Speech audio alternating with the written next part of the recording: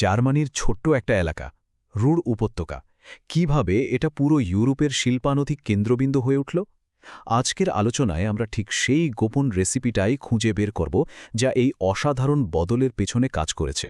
তো প্রশ্নটা দিয়েই শুরু করা যাক, তাই না? একটা জায়গাকে শিল্পানতি পাওয়ার হাউস বানাতে গেলে আসলে কি লাগে, কি সেই রেসিপি? চলুন আজ সেটাই খুঁজে বের করি। আমাদের আলোচনার কেন্দ্রে আছে এই রূঢ় উপত্যকা। আচ্ছা, ধরুন এটা একটা দারুণ রান্না করা ডিশ। আমাদের কাজ হলো এখন এটাকে ভেঙে দেখা, মানে এর প্রত্যেকটা উপকরণকে আলাদা করে বোঝা, যাতে আমরা জানতে পারি যে এই জাদুটা আসলে ঘটল কিভাবে। যে কোনো ভালো রান্নার শুরুই তো হয় সেরা উপকরণ দিয়ে, তাই না? রুর উপত্যকার ক্ষেত্রেও ব্যাপারটা ঠিক তাই ছিল। চলুন তো দেখি প্রকৃতি তার ঝুলি থেকে কি দিয়েছিল এই অঞ্চলকে। আর সেই তালিকার একদম প্রথমে যেটা আসে সেটা হলো এই একটা জিনিস, কয়লা। এটা কিন্তু শুধু জ্বালানি ছিল না, এটা ছিল বলতে গেলে পুরো শিল্প বিপ্লবের ইঞ্জিন। কিন্তু ব্যাপারটা শুধু কয়লা আছে এমনটা নয়। রুর অঞ্চলে যে কয়লাটা ছিল সেটা ছিল খুব উন্নত মানের, অ্যান্থ্রাসাইট আর বিটুমিনাস। সাথে প্রচুর লিগনাইটও ছিল। আর সবচেয়ে বড় সুবিধার বিষয়টা কী ছিল জানেন? এই কয়লার খনিগুলো ছিল রাইন, লিপে আর রুর নদীর একদম কাছে। ফলে কয়লা এক জায়গা থেকে আরেক জায়গায় নিয়ে যাওয়াটা ছিল খুবই সোজা আর সস্তা। শক্তির পরে দ্বিতীয় যে প্রাকৃতিক জিনিসটা ছাড়া চলতই না সেটা হলো জল। শিল্প কারখানার জন্য এটা ছিল লাইফলাইনের মতো। ভাবুন তো একবার, স্টিল ফ্যাক্টরির ইঞ্জিন ঠান্ডা করা থেকে শুরু করে কেমিক্যাল প্রসেসিং পর্যন্ত শিল্পের প্রত্যেকটা পদক্ষেপে অসংখ্য পরিমাণ জল লাগে। আর রাইন, রুড, অ্যামশার, লিপের মতো নদীগুলোর নেটওয়ার্ক এই অঞ্চলে জলের একটা নীরব বিচ্ছিন্ন যোগান নিশ্চিত করেছিল। এটা কিন্তু শিল্প গড়ে ওঠার জন্য একটা বিরাট বড় অ্যাডভান্টেজ ছিল। এর সাথে যোগ করুন একটা আরামদায়ক আবহাওয়া, খুব বেশি গরমও না, আবার কনকনে ঠান্ডাও না।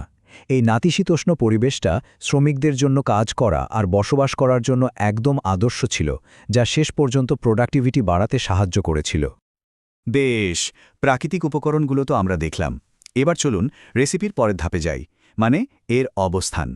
কিভাবে এই অঞ্চলের ভৌগোলিক অবস্থান আর পরিকাঠামো একটা বড় কৌশলগত সুবিধে হয়ে দাঁড়ালো। দেখুন, এই জায়গার সুবিধেটা ছিল 3 দিক থেকে।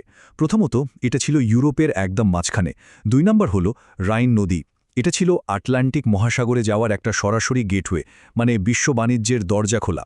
আর 3 নম্বর, দেশের ভেতরেও দেখুন রেল লাইন আর রাস্তার এমন এক ঘন নেটওয়ার্ক ছিল যে কাঁচামাল নিয়ে আসা বা তৈরি জিনিস বাইরে পাঠানো সবকিছু একদম জলের মতো সোজা হয়ে গিয়েছিল। আচ্ছা, প্রাকৃতিক সম্পদ আর ভালো লোকেশন তো হলো, কিন্তু কোনো শিল্প তো আর নিজে নিজে চলে না, তাই না? এর জন্য দরকার মানুষ, টাকা আর সঠিক নিয়মকানুন। চলুন এবার সেই মানবিক দিকগুলো দেখি যা এই শিল্পানীতে ইঞ্জিনকে চালু রেখেছিল।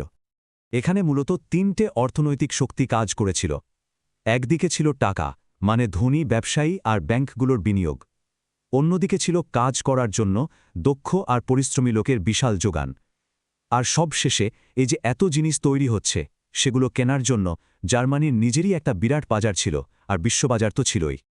আর কিছু জিনিস এই পুরো প্রক্রিয়াটাকে আরও গতি দিয়েছিল, যেমন ধরুন আধুনিক প্রযুক্তির ব্যবহার, যার ফলে উৎপাদন এক ধাক্কায় কয়েক গুণ বেড়ে যায়।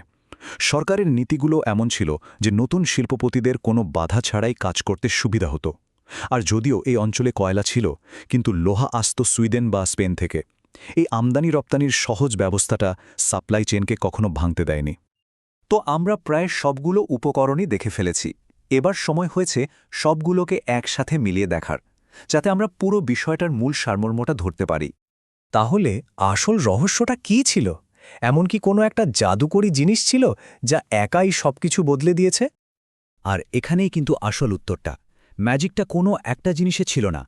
আসল ম্যাজিকটা ছিল সঠিক সময়, সঠিক জায়গায় সবগুলো উপাদান একসাথে মিলে যাওয়া।